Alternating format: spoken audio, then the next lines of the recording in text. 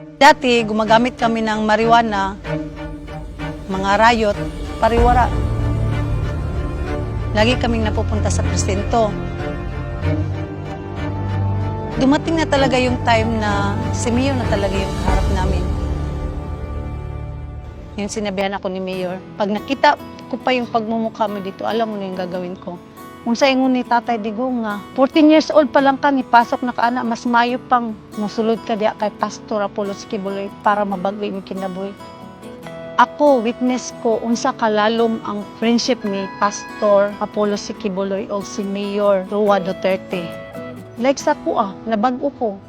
Diba sa war on drug ni Mayor? Isa ko, drug user man ko. Nalulong ko sa drugs. Bata pa gani ko. Nabago ko. Kay tanawa ang faith ni Mayor. Nga adto dito kay Pastor para mabago yung kinabuhi. Which is, di ba, tama? Yung oray, nabago akong kinabuhi. Yun na yun, nakita ko ulit after how many years. Nandito na ako sa Cuba. Tugtog na ako sa orchestra. Nang dahil kay Pastor. Kung saan na lang kaya, kung sa Tibokal, Pilipinas ha, kung nana ang hitabo, wala na war, wala na drugs, wala na tanan. Pagkagwapo sa Pilipinas,